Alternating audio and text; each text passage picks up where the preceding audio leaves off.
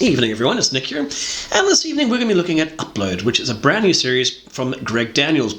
It appeared on the 1st of May on Amazon, and is kind of Amazon's equivalent to The Good Place, which is on Netflix. This is a rather different show. It is really smart. It is really, really clever. Basically, the premise is that when you die, you can be uploaded to a virtual environment. Not like The Matrix, which is one environment shared by absolutely everybody. These are environments that are run by certain corporations. So imagine Nike having their own heaven, and you sort of pay to go to Nike, and depending on how much you pay, you can get into different versions. You can get into really shitty versions of these afterlives, or you can get into really great versions. And the version that our protagonist Nathan Brown gets into is basically one of the best, because his girlfriend, I was going to say fiance, but I think she wants to get there. But anyway, his girlfriend is from a very rich and wealthy family. What's her name? Ingrid, that's the character's name. And so she gets him the best of the best. However, when he is uploaded into this apparently sort of heaven-like environment, he suddenly realizes that he really is under the thumb of her, and she kind of controls everything. If he wants particular trousers, he's going to go through her. Otherwise, she just basically skins him. Not skins him like that, but buys him a skin, and then he has to wear it. So, yeah, we'll touch on that in a moment, but I want to just go back to sort of the actors first.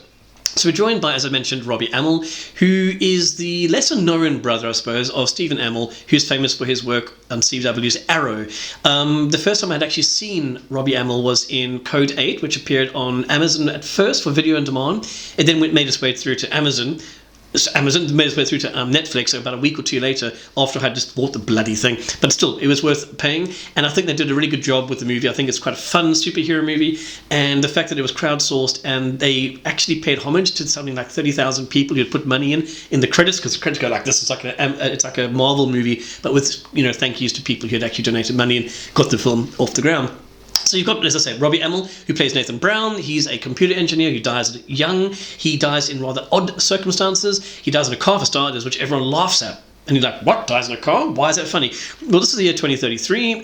Of course, it has to be set in the future. We're going to be looking at really, really great technology here. And apparently self-driving cars just don't have accidents. Well, they do if someone's behind it. Dum, dum, dum. Joining him is Andy Ello as Nora Anthony, who's his handler, I suppose. Only in this case, they're called angels, because they kind of are angels. They give them anything they want, and they're technically dead people, so they've got different rights to real people. They don't really touch on the rights of people, though they do sometimes mention you can't date someone, but that's because she works in the industry. Yeah, it's tricky. They don't really go into massive detail with that. So anyway, the story follows Nathan trying to figure out what the hell's happened to him whilst being severely controlled by his girlfriend Ingrid. She's actually really cool. I really liked Ingrid. At first I hated her. I thought she was a real pain in the arse. She's played by Elvira Edwards, and she does a really good job with this needy and very controlling girlfriend, who is like that because her family are complete freaks who are also very, very controlling. I think there's a picture in one of the rooms that her dad, it's implied that her dad was like best friends with Mike Price, one of the dickhead second in command in America is. And I like that sort of idea that these guys, are so powerful that they can do basically anything they want. So the premise, as I mentioned, was that, he dies and he appears in this brand new world. You get to meet new characters in it. Some of them have been there for a very long time. Some have died over 100 years old and appear black and white because they don't have any pictures of a color, which doesn't really make sense. You could technically add them color, but I like the fact that they add these sort of new characters. One of them is a kind of a tragedy in that it's a 13-year-old boy who fell. What was it?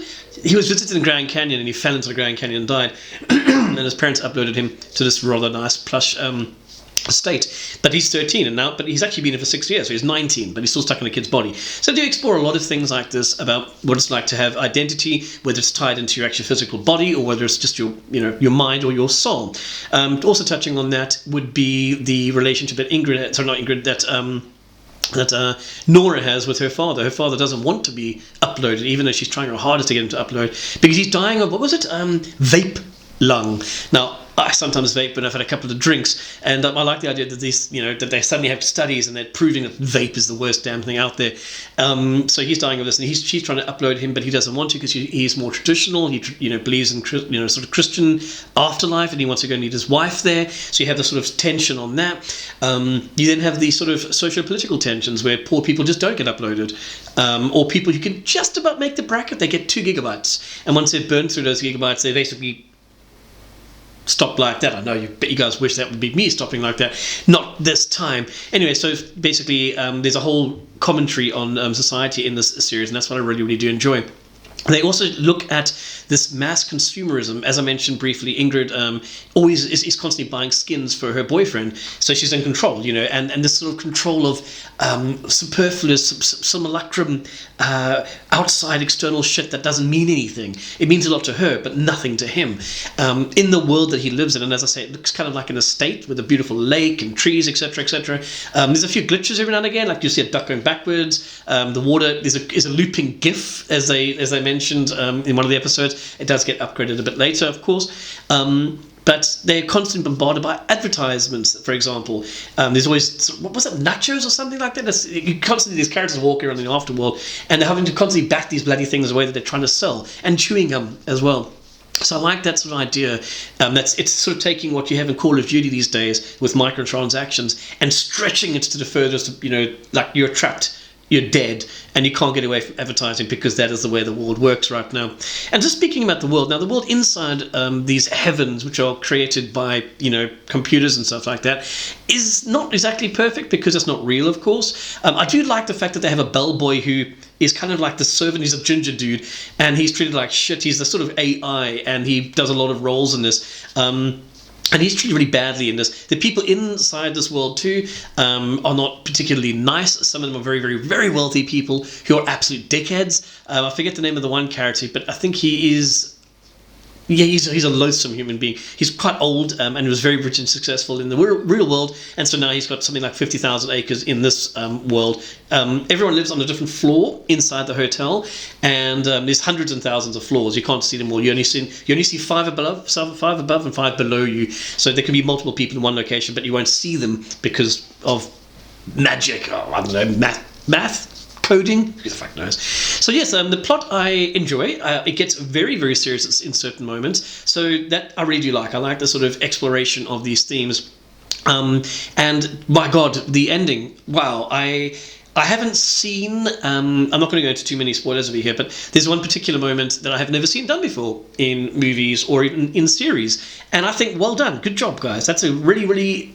That's a big compliment from me. I've seen so much stuff out there, but when it comes to sort of people saying I love you and stuff, God, it's been done a million times. But the way that they've done this one particular thing, it was only about 5 seconds, but it was really pretty powerful. And it was in a show that is actually very comedic, almost on the level of Community stroke, A Good Life. This really did touch my heart in certain moments, and that's the really nice thing about it. It really does surprise you at times. So that is the absolute massive pull on this, is that the writing is, generally speaking, extremely well done. It's very, very tongue-in-cheek. It's a great satire on American culture at the moment, massive satire, and you won't even notice it. I think most people will watch this and they'll just think it's a great comedy. They'll like the science fiction elements of it. They'll think it's hysterical. They even have one moment where Nathan's head appears in a jar, reminding me of Futurama. There's a lot of nods and winks in this that I think the general population will really enjoy. Digging deeper in there, there's, as I mentioned, a lot to do with the culture of Tinder, for example. They have the equivalent in this, I forget the name. Everyone has a phone sort of, I don't know how it works, it's in their hand, and they go like this, and you have a sort of cell phone, and you can move it around, and it has a camera, future. And you have this whole Tinder app where people rate each other. They lie to each other to try and get better ratings and stuff like this. That's the one relationship that Nora has. And they also sort of explore the sort of mechanics inside her institute, or where she works, Her colleagues are insane. They really are a lot of fun, I have to say. Even the boss, who's a complete asshole, is a brilliant character in this. And they all do play their particular roles really, really well. And as I say, the writing is pretty damn tight. The only times, and I'm going to go into sort of more on the negative side of things, that the show does let itself down when it comes to the writing is with certain character development. At one moment, you're watching Ingrid, for example, who is a very superficial, shallow person who's so obsessed with her body she gets her shoulder blades sharpened too much and she ends up cutting her chair. Yeah, it gets silly like that, but it actually does work. The issue that I had with this particular scene is where she's sitting with the niece of Nathan, who's a lovely young kid actress, and they suddenly get very, very close and personal, and you're like, okay, so that's why Ingrid acts this way. She's a bit of a bitch because of this particular reason. But then the next episode, you're forgetting about this, and she's just she's back to being normal Ingrid. There's a couple of moments throughout the series where she gets to shine in this way, but then suddenly she resets. So I think that was a bit inconsistent with her development. Nathan's development worked pretty well. I think Nora's development is not bad either, though there are stumbling blocks there too. She at times sort of hacks into her boss's computer and stuff like that, and she's playing this, a poor me card, but it's like, no, you're actually breaking the law and being an asshole right now. She also gets a little bit creepy in some of the ways that she for example, she goes and visits Ingrid, who is the real world stroke not real world, because obviously Nathan's dead, and she visits Ingrid's house, and there's a box of Nathan's things, and she starts sniffing his top and stuff like that, and it's, I suppose it's romantic in one way, but at the same time it's a little bit freaky and creepy and very invasive. But it works and doesn't work. It works because that's what the entire show is. It's kind of like Love Island, whatever you want to call it, in that these people get to follow these dead people's lives. They can see anything they're doing.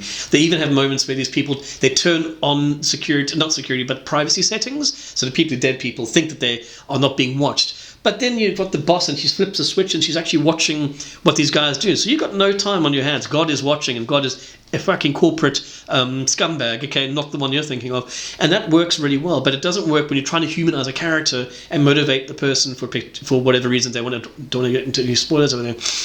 So for me, big strengths in this show, great acting, surprisingly so. Like I say, Stephen Amell and Robbie Amell, kind of well known because they're hunks, but he did a great job in this because he's very charming and very charismatic. All the cast members did a damn good job in this. Pretty much spot on writing for the majority of the show. You'll have characters saying that they've lost a particular thing, and then the next episode the camera will pan somewhere, and that's actually where they've lost it, but you won't even notice that unless you really, really are looking. So there's a lot going on in the background.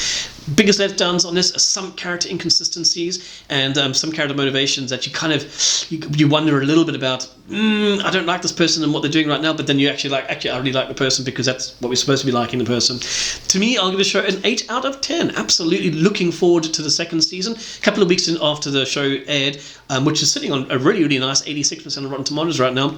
They greenlit the second season, so I'm really happy to see a show like this, a brand new show with themes that have been covered before, as I mentioned to you, in A Good Life. It is definitely worth your watch. Go out and watch it, and let me know what you think. Catch you guys later. Cheers.